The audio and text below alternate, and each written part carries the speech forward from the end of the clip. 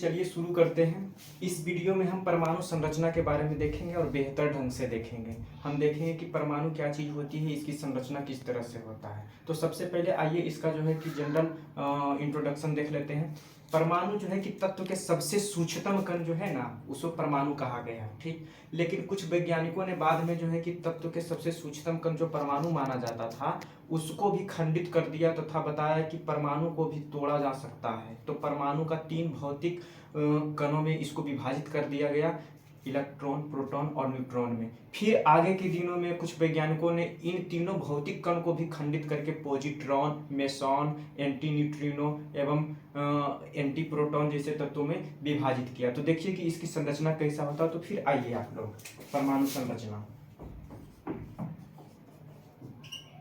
परमाणु संरचना सबसे पहले हम देखते हैं परमाणु संरचना में कि परमाणु का पोजीशन जो होता है, तत्व के सबसे सूक्ष्मतम कण परमाणु कहलाते हैं। यहाँ पर देखिए कि तत्व का सबसे सूक्ष्मतम कण परमाणु कहलाता है। अब देखिए मजा आने वाला है इसके बाद वाला सेशन। देखिए तत्व का सबसे सूक्ष्मतम कण परमाणु है, लेकिन परमाणु को जो है कि 3 भौतिक कणों में विभाजित किया गया। परमाणु को जो है कि 3 परमाणु के 3 मौलिक कण होते हैं, मौलिक कण होते हैं। बस आप लोग देखते जाइए, सिर्फ देखते जाइए। ये 3 मौलिक कण है। पहला जो है कि इलेक्ट्रॉन है, इलेक्ट्रॉन। दूसरा जो है कि प्रोटॉन है और तीसरा जो है कि न्यूट्रॉन है, न्यूट्रॉन है, ठीक। अब ये जो है कि परमाणु उसका 3 मौलिक कण इलेक्ट्रॉन, प्रोटॉन और न्यूट्रॉन। इलेक्ट्रॉन पर हमेशा जो है कि निगेटिव चार्ज होता है, अर्थात इलेक्ट्रॉन पर जो है कि माइनस चार्ज होता है, प्रोटॉन पर जो है कि प्लस चार्ज होता है और उसके बाद न्यूट्रॉन जो कि न्यूट्रल होता है, अर्थात उदासीन होती है, उदासीन। इसमें उदासीन लिख देते हैं, उदासीन होता है। अब देखिए कि इलेक्ट्रॉन पर जो है कि एक इलेक्ट्रॉन पर चार्ज कितना होता है। तो एक इलेक्ट्रॉन पर -1.67 इंटू 10⁻⁻19 कूलम चार्ज होता है। और इलेक्ट्रॉन की वेट की बात किया जाए कि इसका वजन कितना होता है, तो 9.1094 गुने 10⁻31 kg जो है कि इसका वेट होता है। प्रोटॉन पर वही चार्ज जो इलेक्ट्रॉन पर 1.67 गुने 10⁻19 कूलम जो है कि निगेटिव में था, इसमें वही चार्ज पॉजिटिव में होगा। और न्यूट्रॉन को मैंने बताया कि इस पर कोई चार्ज नहीं होती है, 0 चार्ज होती है। और ये दोनों का, प्रोटॉन और न्यूट्रॉन का वजन जो है कि सेम होता है, 1.67 गुने 10⁻27 kg। तो यहाँ पर इसका हम एक बार लिख देते हैं कि इस पर जो है कि चार्ज, इस पर जो है कि चार्ज मतलब कि इस पर आवेश कितना होता है, तो 1.67 गुने 10⁻⁻19 कूलाम। चार्ज का मात्रा कूलाम है, इसलिए इस पर निगेटिव होता है, माइनस लगा दिए। और इसका वेट अर्थात वजन, वेट कितना होता है, तो इसका 9.1094 गुने 10⁻31 kg इसका वेट है। उसके बाद प्रोटॉन पर अगर जो चार्ज की बात किया जाए, इस पर चार्ज कितना होता है, तो प्रोटॉन का चार्ज होता है प्लस में 1.67 गुने 10⁻⁻19 कूलाम, लेकिन होता है इस पर पॉजिटिव, इस पर होता है निगेटिव उतना। इसका वेट की अगर जो बात किया जाए, WAIGHT अर्थात इसका वजन, तो इसका वजन मैंने बताया कि 1.67 गुने 10⁻⁻27 kg होता है। तो 1.67 गुने 10⁻⁻27 kg। पहले इसका सिंपल इंट्रोडक्शन देख रहे हैं, उसके बाद बारीक ढंग से उसके बाद वाला सेशन में मजा आने वाला। इस पर जो है कि चार्ज, इस पर चार्ज जो होता है 0 होता है, लेकिन इसका वेट जो है,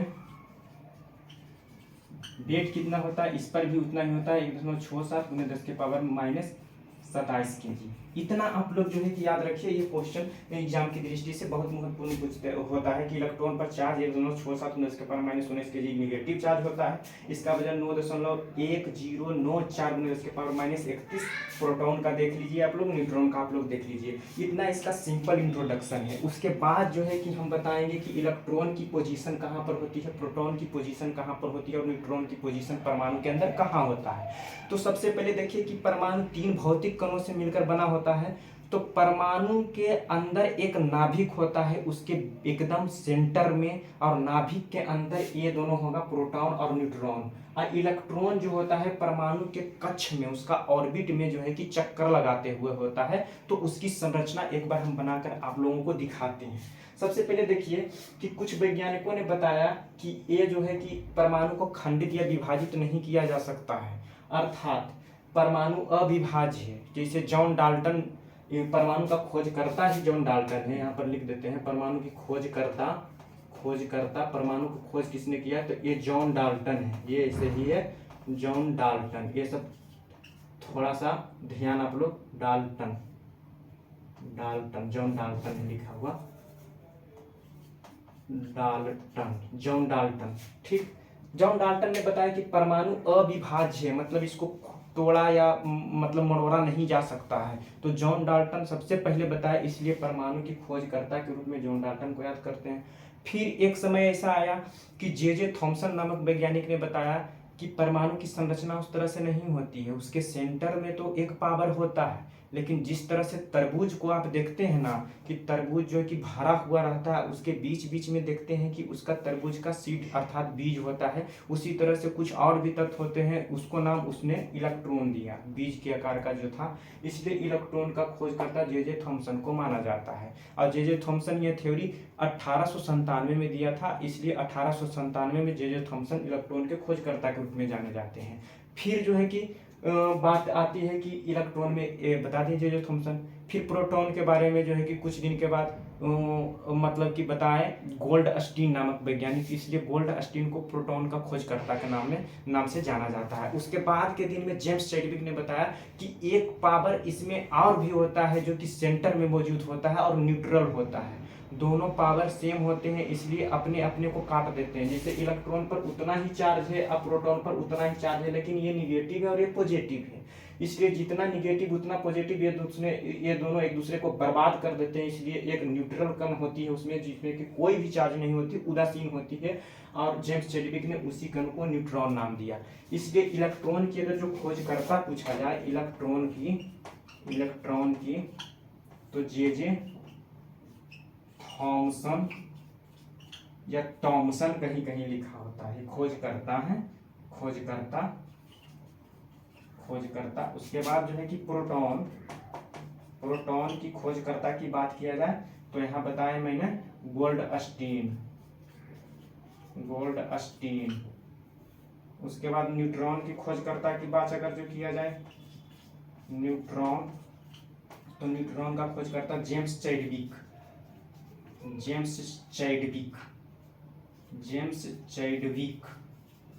इसको ऐसे ही याद कर लीजिए, electron J Thomson, proton Goldstein, neutron James Chadwick. अगर ऐसे नहीं याद होता तो बस एक ट्रिक हम लोग अपनाते हैं, ईट पग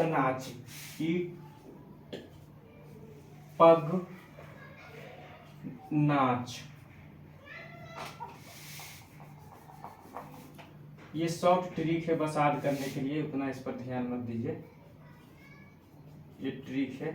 ई से हो गया आपका इलेक्ट्रॉन, ये ध्यान रखिएगा। टे से हो गया थॉमसन या टॉमसन दोनों एक ही है, टॉमसन। उसके बाद प से हो गया प्रोटॉन। और ग से हो गया गोल्डस्टीन हम शॉर्ट में लिख देते हैं। न से हो गया न्यूट्रॉन। और च से हो गया चैडविक। ठीक, इतना आप लोग ध्यान रखिएगा। ईट पग नाच, ई फॉर इलेक्ट्रॉन, ट फॉर टॉमसन, प फॉर प्रोटॉन, ग फॉर गोल्डस्टीन, न फॉर न्यूट्रॉन, च फॉर चैडविक। बस अब देखिए परमाणु का संरचना आप लोग के सामने हम रखते हैं, इसको एक बार स्क्रीनशॉट मार लीजिए या फिर बढ़िया से देख लीजिए। अब आइए आप लोग देखिए इसकी संरचना, परमाणु संरचना देखते हैं।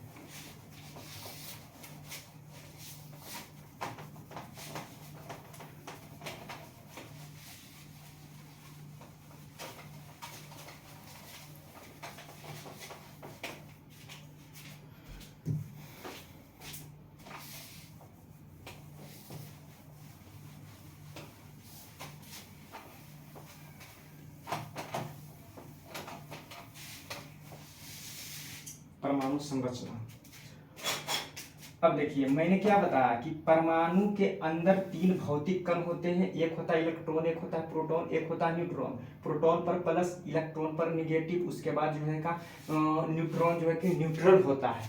और यही चीज आप लोग ध्यान रखिएगा कि जब आप लोगों के घर में बिजली आती है, करेंट आता है, लाइन आता है, तो उसमें जो है कि किसका चालन होता है, उसमें इलेक्ट्रॉन चलता है। इलेक्ट्रॉन के वजह से ही जो है कि करंट पास होता है। करंट पास करने के लिए इलेक्ट्रॉन की जरूरत होती है। प्रोटॉन और न्यूट्रॉन को तोड़ना एकदम मुश्किल काम है, क्योंकि ये सेंटर में दुनिया का सबसे बड़ा अगर जो कोई बल है, फोर्स है, सबसे बड़ा ताकतवर बल है, तो वो होता है न्यूक्लियर फोर्स, मतलब नाभिकीय बल। किसी नाभिक को अगर तोड़ दीजिएगा तो महाविस्फोट होगा। परमाणु सिद्धांत जो है कि इसी थ्योरी पर कार्य करता है, नाभिकीय विस्फोट के सिद्धांत पर। जैसे आप सुनते होंगे कि परमाणु बम जो है कि 3 से हो जाता है 9 से हो जाता है 27 से हो जाता है 81, मतलब 3 गुना हमेशा बढ़ते जाता है। कारण कि उसके नाभिक पर जो है कि न्यूट्रॉन की बमबारी करा के उसके नाभिक को तोड़ दिया जाता है, इसलिए जो है कि परमाणु बम उतना विनाशकारी होता है। तो सबसे बड़ा फोर्स कौन सा होता है? Nuclear force. ये सब सिर्फ ऐसे ही बता रहे हैं कंसेप्ट क्लियर होने के लिए, बस सुनते जाइए आप लोग और इस वीडियो में आप लोग बने रहिए, ठीक। तो मैंने बताया कि न्यूक्लियस से कोई भी चीज़ अंदर बाहर नहीं होती, वो अंदर में ही शिफ्ट रहता है। अगर उसको तोड़ दीजिएगा तो महाविस्फोट होगा। तो अंदर बाहर किसका होगा? तो वो जो है कि सिर्फ और सिर्फ इलेक्ट्रॉन जो है कि एक जगह से दूसरे जगह जाते हैं, इस बात को ध्यान रखिएगा। और वो 3 तरीकों से जाते हैं, या तो किसी को इलेक्ट्रॉन अपने आप को त्याग करके दूसरे में चला जाएगा, या दूसरा से किसी को तीर लेगा, या फिर दोनों एक तीसरे से साझा कर लेगा। उसको आइए देखते हैं वीडियो के माध्यम से। देखिए परमाणु संरचना हम बनाने का प्रयास करते हैं। ये मान लीजिए नाभिक है, इसके अंदर न्यूट्रॉन है और प्रोटॉन है। ये पहला कक्ष इसका है, ये दूसरा कक्ष इसका है, ये तीसरा कक्ष इसका है। देखिए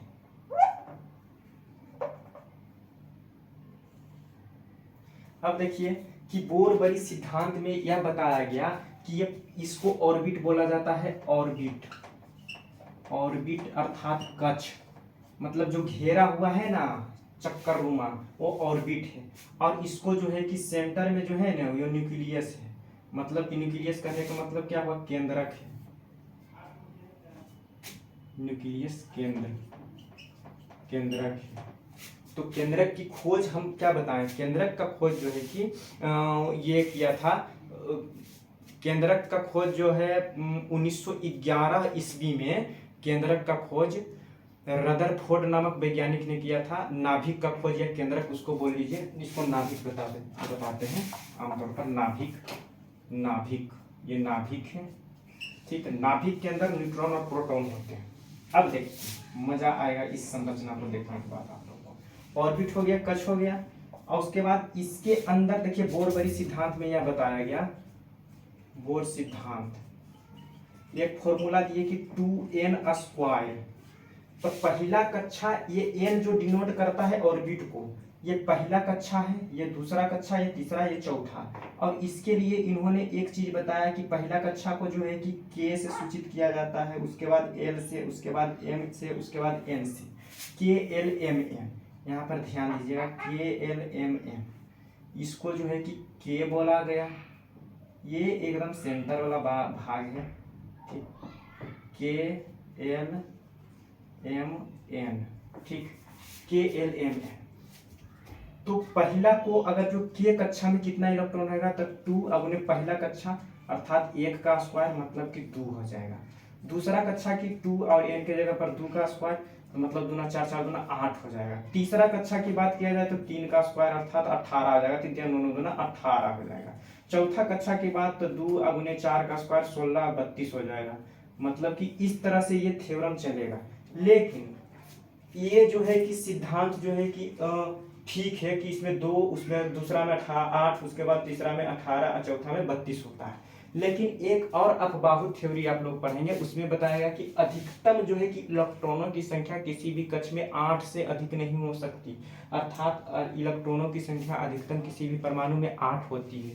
तो पहला कक्षा में 2 इलेक्ट्रॉन, ये जो बूंद वाला आकार है वो इलेक्ट्रॉन को डिनोट करेगा। पहला में मान लिया जाए कि 2 ही रहेगा। दूसरा कक्षा में 8 आ जाएगा, 1 2 3 4 5 6 7, यहाँ देखिए एक 8। और तीसरा कक्षा में भी अधिकतम हम कितना बताएं, 8 होगा। 3 4 5 6 7 8, इसमें भी 8 ही रहेगा। 1 2 3 4 5 6 7 8, 8 इलेक्ट्रॉन मतलब कि रहेंगे, 8 से अधिक इलेक्ट्रॉन नहीं होगा। और ये जो है कि इलेक्ट्रॉन को डिनोट कर रहा है, ठीक, इलेक्ट्रॉन को डिनोट कर रहा है। ये वाला आकार जो है इलेक्ट्रॉन है, इलेक्ट्रॉन है। मतलब कि इलेक्ट्रॉन क्या होता है कि वो जो है कि वृत्ताकार कक्षा पर घूमते रहता है और ऑर्बिट में जो है कि न्यूट्रॉन और प्रोटॉन होते हैं। मतलब सॉरी, ऑर्बिट में नहीं, नाभिक में, न्यूक्लियस में ये न्यूट्रॉन और प्रोटॉन होते हैं, इसकी संरचना होती है। और 8 इलेक्ट्रॉन से ज्यादा नहीं होता है। और कोई भी परमाणु जो है कि त्याग करता है या ग्रहण करता है या साझा करता है, सिर्फ और सिर्फ इलेक्ट्रॉनों का ही साझा या त्याग करना या फिर ग्रहण करना होता है।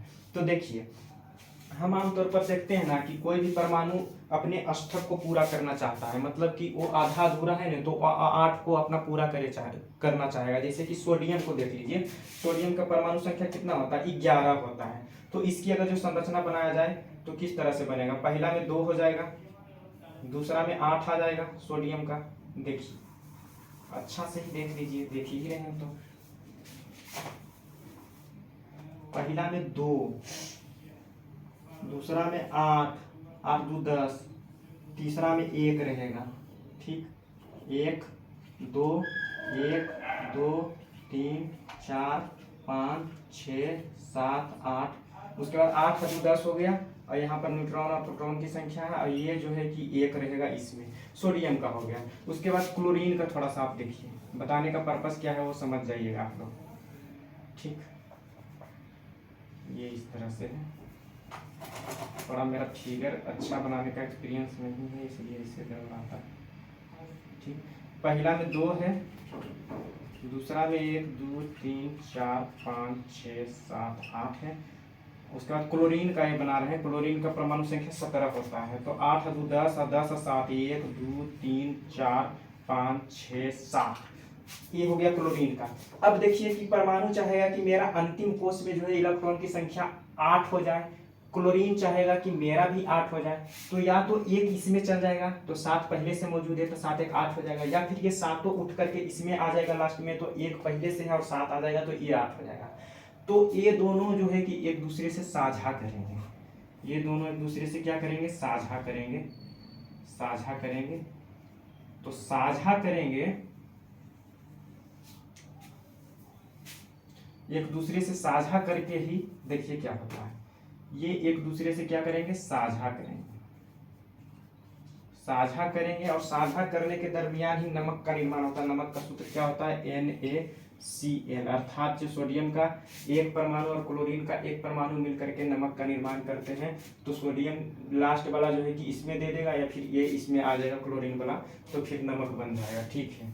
इसी तरह से परमाणु एक दूसरे को साझा किया करते हैं। अब आगे देखिए, आप लोग इस संरचना को एकदम ध्यान से देख लिए होंगे। अब देखिए मजा आने वाला है। एक होता है अफबाऊ का ऊर्जा स्तर। तो ये बात डिनोट आप लोग कर लीजिए कि ऊर्जा स्तर क्या चीज होती है, कि नाभिक से जो जितना नजदीक होगा उसका एनर्जी लेवल उतना कम होगा, और नाभिक से जो जितना दूर होगा उसका एनर्जी लेवल उतना अधिक होगा। इलेक्ट्रॉनिक विन्यास पर निर्भर करता है कि किसमें कितना इलेक्ट्रॉनिक विन्यास अधिक आ रहा है। जिसका इलेक्ट्रॉनिक विन्यास अधिक है उसमें ऊर्जा स्तर भी अधिक होगा। जैसे कि नाभिक से सबसे नजदीक कौन है, पहला रॉ है, पहला ऑर्बिट है, तो इसका एनर्जी कम होगा। दूसरा ऑर्बिट का इससे अधिक होगा, तीसरा में और भी अधिक होगा, चौथा में और भी अधिक होगा, पांचवा में और भी अधिक होगा। तो कहने का मतलब कि नाभिक से जो जितना दूर पर कक्ष उपस्थित है उस कक्ष का ऊर्जा लेवल उतना ही ज्यादा होगा। तो अफबाहु सिद्धांत को एक बार आइए आप लोग देखिए, उसमें ही इलेक्ट्रॉनिक कन्फिगुरेशन आपको हम समझाते हैं। इलेक्ट्रॉनिक विन्यास क्या चीज होता है, संयोजकता क्या चीज होता है। इलेक्ट्रॉनिक विन्यास और संयोजकता भूलिएगा नहीं, बस देखिए इस वीडियो को, आपको समझ में आ गया होगा हम क्या बताएं। कि परमाणु के नाभिक में न्यूट्रॉन और प्रोटॉन होते हैं, इसके चारों बगल चक्कर जो ऑर्बिट में लगाते हैं उसको इलेक्ट्रॉन बोलते हैं। ठीक, इतना चीज बस आप कंसेप्ट क्लियर आप लोग का होना चाहिए। उसके बाद आगे देखिए,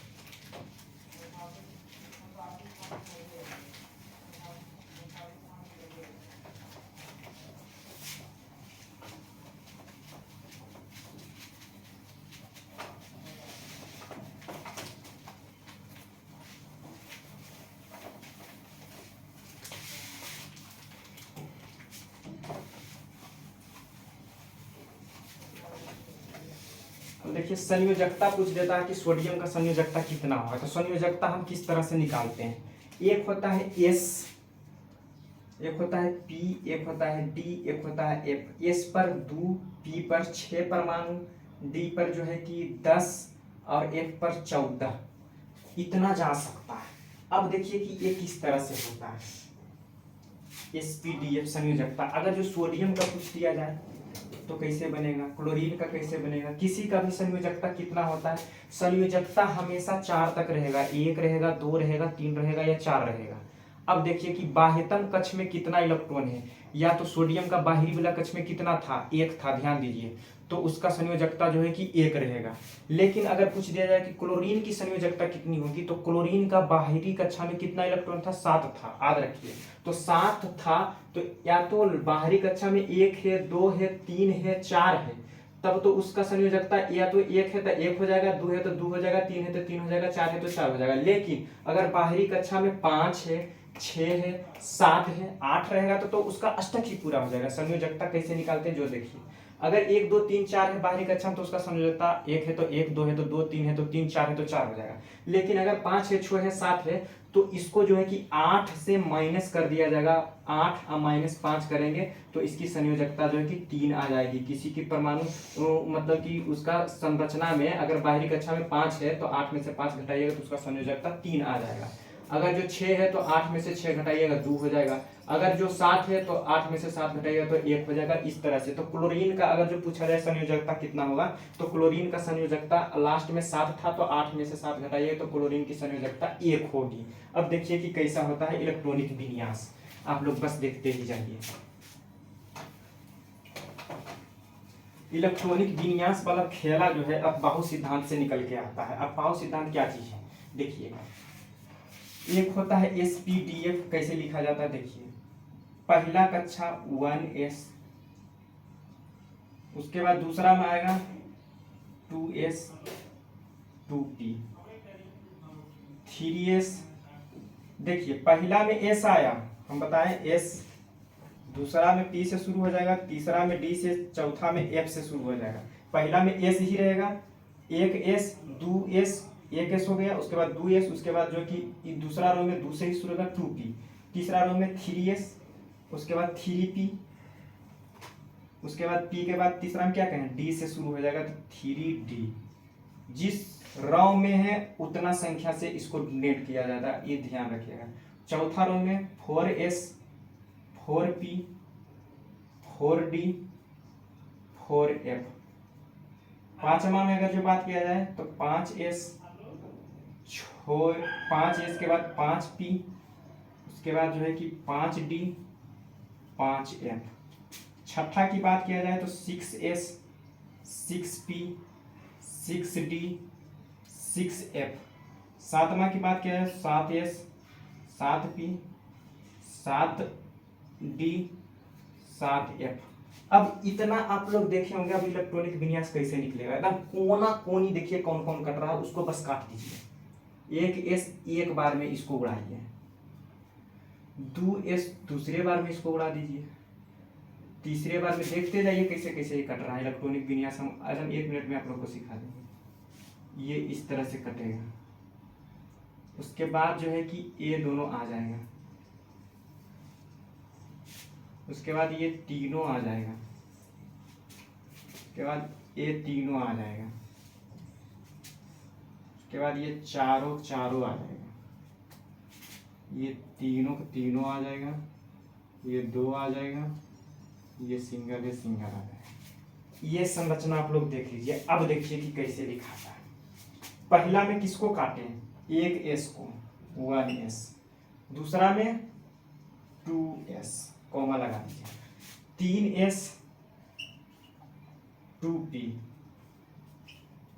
उसके बाद 4s 3p, उसके बाद देखिए 5s 4p 3d, उसके बाद 6s 5p 4d। बस इसी तरह से आप लोग लिखते चल जाइएगा। ये चीज़ आपको समझ में आ गया होगा अब बाउल थ्योरम की क्या चीज़ है। अब देखिए अगर जो पूछ दिया जाए, देखिए इसको मिटाते हैं, इलेक्ट्रॉनिक विन्यास कैसे निकलता है। इलेक्ट्रॉनिक विन्यास अगर जो पूछ दिया जाए सोडियम का इसको यूज कैसे करना और क्या चीज़ है, बस वो सिखा रहे हैं कि ऐसे ही सीख लिए उसका कोई मतलब नहीं। सोडियम का इलेक्ट्रॉनिक विन्यास,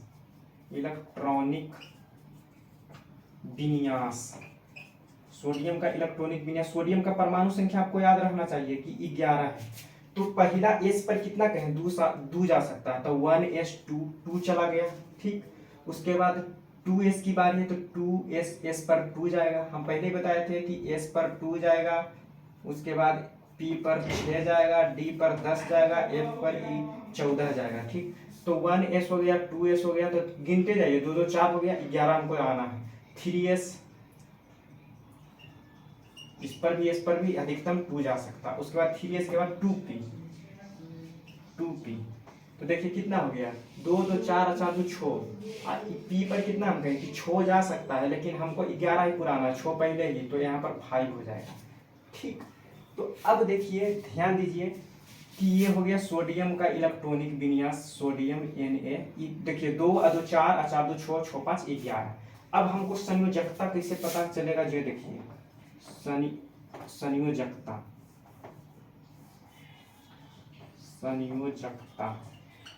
संयोजकता कैसे पता चलेगा, तो हम क्या बताएं कि लास्ट में जो आएगा या तो 1 आ जाए, या तो 2 आ जाए, या 3 आ जाए, या फिर 4 आ जाए, तो वही संयोजकता रह जाए। लेकिन 5 आ जाए, 6 आ जाए, 7 आ जाए, तो 8 से उसको घटा देंगे। तो इसमें कितना है, लास्ट में 5 है, तो 8 - 5 कर देंगे, तो इसका 3 हो जाएगा, इसका संयोजकता।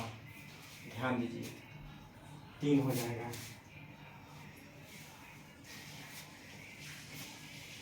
इतना आप लोग समझ गए होंगे कि हम क्या समझाने का कोशिश कर रहे हैं। इसी तरह से जो है कि हर एक को निकाला जाता है, बस सबको ऐसे ही संयोजकता, लास्ट में जो जितना बाहरी कक्षा में बचेगा वही उसका वैलेंसी कहलाएगा। अब देखिए आगे, इतना आप लोग समझ गए। अब आगे कुछ परमाणु के बारे में हम आप लोग को बताते हैं। बस इसमें इतना ही आप लोग को सिखाना था। इसको इस तरह से आप लोग जो है कि इलेक्ट्रॉनिक विन्यास निकाल सकते हैं। क्लोरीन का अगर जो पूछ जाए, एक चीज़ और बता देते हैं, क्लोरीन का 17 है, मैग्नीशियम आर्गन का 18 होता है, आर्गन का हम निकाल कर आप लोग को दिखा देते हैं। कैल्शियम का 20 होता है, एल्युमिनियम का 13 होता है, तो हम कैल्शियम का 20 है, तो कैल्शियम का निकाल के आप लोग को दिखाते हैं। तो 1s2 2s2 1s2s2p,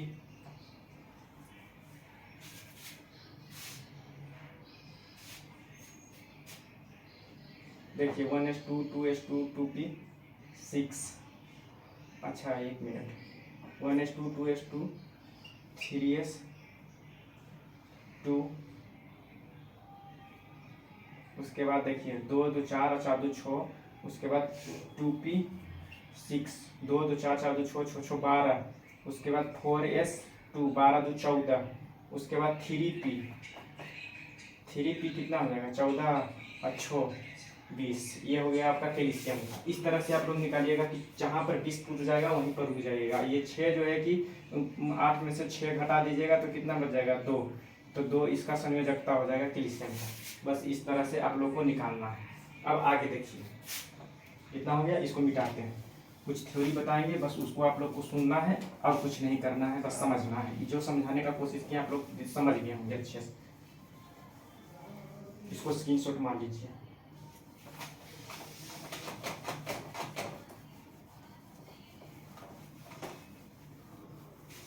अब देखिए हम क्या बताते हैं, कुछ बताते हैं, उसको आप सिर्फ और सिर्फ सुनिए। देखिए, द्रव्यमान संरक्षण का एक नियम आता है, उसको लिबोजियर द्वारा दिया गया है। द्रव्यमान संरक्षण कहने का मतलब हुआ कि कोई भी चीज अगर रिएक्शन करके कोई नया चीज का निर्माण कर रहा है तो जितना रिएक्शन करने वक्त उसका द्रव्यमान था उतना रिएक्शन करने के बाद भी उतना ही द्रव्यमान होगा, इसमें ना ही बढ़ोतरी होगी ना ही घटोतरी होगी। तो द्रव्यमान हमेशा संरक्षित रहता है, अभिक्रिया के पहले भी और अभिक्रिया का बाद भी। तो यही द्रव्यमान संरक्षण का नियम है, वो लिबोजियर द्वारा दिया गया है, तो इसको आप लोग ध्यान दीजिएगा। द्रव्यमान संरक्षण लिबोजियर द्वारा दिया गया है। लिबोजियर वही लिबोजियर जो केमिस्ट्री का जनक कहे जाते हैं। एक होता है स्थिर अनुपात का नियम। स्थिर अनुपात का नियम कहने का मतलब हुआ कि जो अभिक्रिया से पहले जितना उसका अनुपात था, अभिक्रिया के बाद भी वही अनुपात में प्रोडक्ट बनेगा, वही स्थिर अनुपात कहलाता है। और इस नियम को लुई प्राउस्ट नामक वैज्ञानिक ने दिया। तो स्थिर अनुपात का नियम, स्थिर अनुपात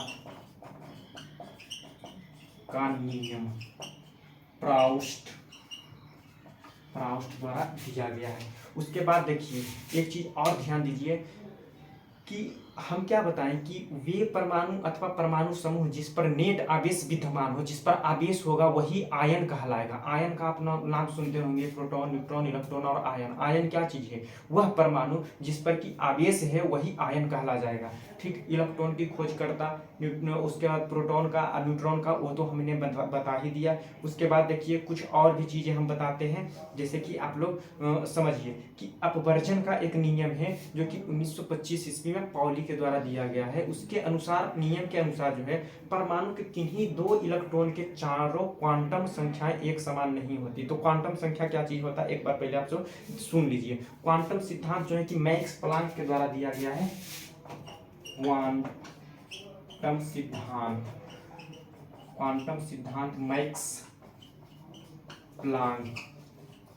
मैक्स प्लांक के द्वारा दिया गया है। क्वांटम आमतौर पर उसको बोला जाता है जब कोई प्रकाश जो है कि एक पैकेट या बंडल के रूप में हमेशा चलता है। पैकेट जो है मतलब कि एक थोक के रूप में वो चलेगा। प्रकाश हमेशा एक बंडल के रूप में चलता है और इसी बंडल को जो है कि क्वांटा या क्वांटम कहा जाता है। ठीक, उसके बाद कुछ और भी चीजें हम बताते हैं, जैसे कि परमाणु के अविभाज्य कण से इलेक्ट्रॉन, प्रोटॉन, न्यूट्रॉन को मैंने बता दिया। पॉजिट्रॉन उसकी खोज एंडरसन, मेसॉन उसकी खोज युकावा नामक वैज्ञानिक करते हैं।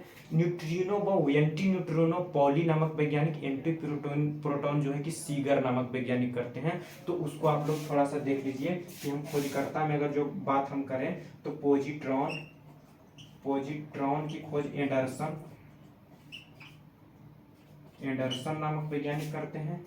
उसके बाद न्यूट्रिनो व एंटी न्यूट्रिनो इसकी खोज मैंने बताया कि पॉली नामक वैज्ञानिक करते हैं। पॉली साइंटिस्ट का नाम है। उसके बाद जो है कि मेसॉन एक कण है, मेसॉन कण का खोज युकावा नामक वैज्ञानिक करते हैं। उसके बाद एक और मैंने बताया था एंटी प्रोटॉन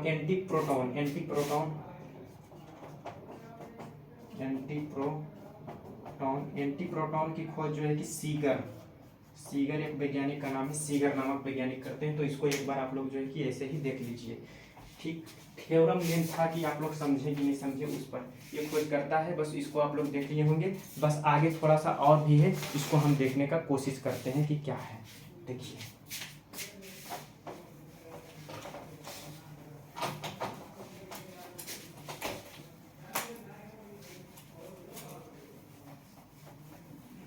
ठीक, आगे हम कुछ चीजें बताते हैं, जैसे कि देखिए एक चीज आता है कि परमाणु संख्या किसे कहते हैं, परमाणु द्रव्यमान किसे कहते हैं। तो परमाणु संख्या जो है कि जितना प्रोटॉन की संख्या होगा उसी को परमाणु संख्या हम बोल देते हैं। ठीक, तो परमाणु संख्या, ये सब ध्यान रखिएगा कि परमाणु संख्या बराबर प्रोटॉन की संख्या, अर्थात प्रोटॉन की संख्या को ही परमाणु संख्या कहते हैं, प्रोटॉन की संख्या।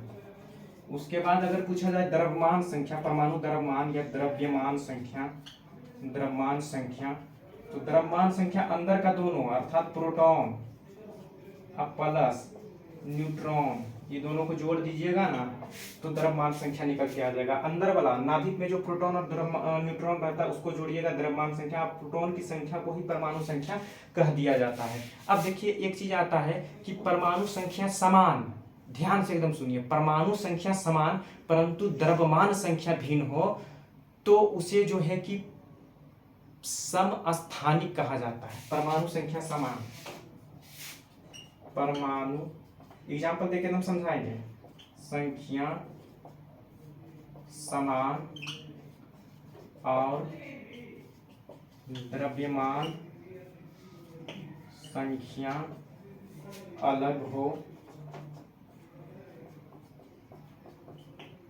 तो वही समस्थानिक कहलाता है, समस्थानिक कहलाता है।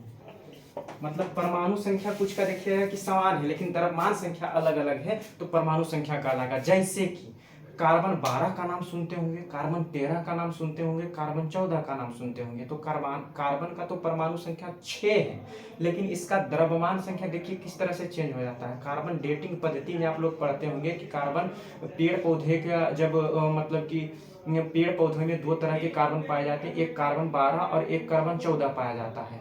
ठीक, कार्बन 14 जो है कि आयु के साथ वो समाप्त होते रहता है लेकिन कार्बन 12 जो हमेशा मौजूद रहता है। उसी की गणना करके जो है कि कार्बन पद्धति, कार्बन डेटिंग माध्यम से वृक्षों की आयु ज्ञात की जाती है। तो यहाँ पर ध्यान दीजिए कि परमाणु संख्या समान होगा। जैसे एग्जाम्पल के रूप में हम क्या ले सकते हैं कि कार्बन 12, कार्बन 13, कार्बन 14, कार्बन का परमाणु संख्या छो, परमाणु संख्या यहाँ सेम है, परमाणु संख्या सेम है, परमाणु संख्या सेम है लेकिन द्रव्यमान संख्या, नीचे वाला जो है कि परमाणु संख्या डिनोट करता है हमेशा, ऊपर वाला जो है कि द्रव्यमान संख्या डिनोट करता है।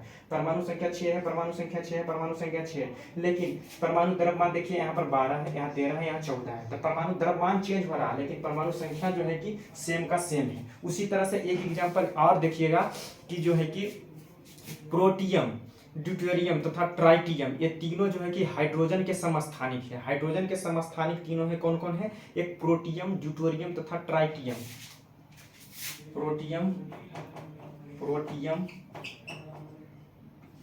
ड्यूटेरियम तथा ट्राइटियम, ये हाइड्रोजन के समस्थानिक है, हाइड्रोजन के समस्थानिक है। मतलब कि ये तीनों का, प्रोटियम, ड्यूटेरियम और ट्राइटोनियम का, तीनों का जो है कि परमाणु संख्या 1 होता है और हाइड्रोजन के भी परमाणु संख्या 1 ही होता है लेकिन द्रव्यमान संख्या ये दोनों में, तीनों में अलग अलग होता है, इसलिए इसको जो है कि समस्थानिक की गिनती में हम रखते हैं। एक आता है समभारिक, वैसे परमाणु जिसमें जो है कि परमाणु संख्या अलग अलग हो लेकिन द्रव्यमान संख्या सेम हो, जस्ट इसका उल्टा। इसमें क्या था, परमाणु संख्या सेम था, द्रव्यमान संख्या अलग था, लेकिन समभारिकों के जो है कि द्रव्यमान संख्या सेम रहता है और परमाणु संख्या अलग होता है, उसको समभारिक कह देते हैं। तो देखिए यहाँ पर समभारिक क्या है, इसको आप लोग नोट कर लीजिए, समभारिक के बारे में बताते हैं।